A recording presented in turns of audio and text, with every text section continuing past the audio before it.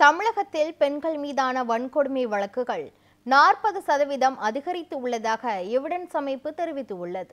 இது தொடர்பாக மதுரையில் பேட்டியளித்த எவிடன்ஸ் அமைப்பு செயல் இயக்குனர் கதிர், காவல்துறை விசாரணையில் தாமதம், கட்ட பஞ்சாயத்து மற்றும் ஊழல் நடைபெறுவதாகவும் குற்றம் சாட்டினார்.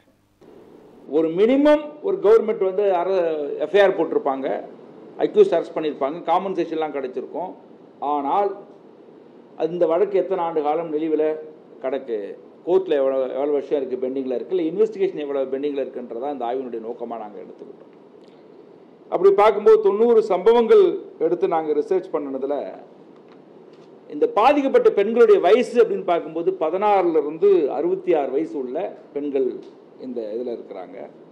90 பெண்களில் வந்து கல்வி தகுதின்னு பார்க்கும்போது 5லேருந்து 9 வரை படித்தவங்க வந்து 27 பேர், 10ஆம் வகுப்பு வரை படித்தவங்க வந்து 11 பேர், 12ஆம் வகுப்பு வரை படித்தவங்க வந்து 8 பேர் இருக்கிறாங்க, டிப்ளமோ 6 பேர், இளங்கலை பட்டதாரிகள் அவங்க 14 பேர், முதுகலை பட்டதாரிகள் 5 பேர் இருக்காங்க, படிக்காதவங்க 19 பெண்கள் இதில் இருக்கிறாங்க. இந்த கல்வி தகுதியை வச்சு பார்க்கும்போது கூட இதனுடைய நிலைமை நம்மளுக்கு நல்லா தெரியுது.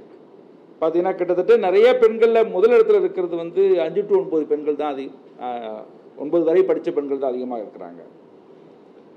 இது மட்டும் இல்லாமல் இந்த 90 பேரில் வந்து 43 பெண்கள் வந்து கூலி தொழிலாளர்களாக இருந்தாங்க. இந்த வன்முறையில் பாதிக்கப்பட்ட தலித் பெண்களில் 43 பெண்கள் கூலி தொழிலாளர்களாக இருந்தாங்க. 9 பேர் வந்து தனியார் துறையில், 2 பேர் வந்து அரசு துறையில் வேலை செய்கிற பெண்களும் இருந்தாங்க.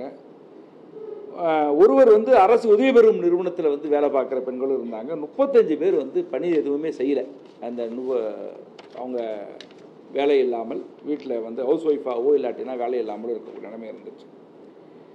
இந்த 90 பேரில் வந்து பார்த்தீங்கன்னாக்க திருமணமானவங்க 39 பேர் இருக்காங்க, கைம்பெண்கள் விடோ வந்து 8 பேர் இருக்காங்க, தனித்து வாழும் பெண்கள் சிங்கிள் விமன் 4 பேர், மறுமணம் செய்தவங்க வந்து ஒரு 3 பேர், கணவனால் கைவிடப்பட்டவங்க வந்து ஒருத்தவங்க இருக்காங்க, திருமணமாகாத 35 பேர் இந்த ஆய்வில் தெரிய வந்துச்சு.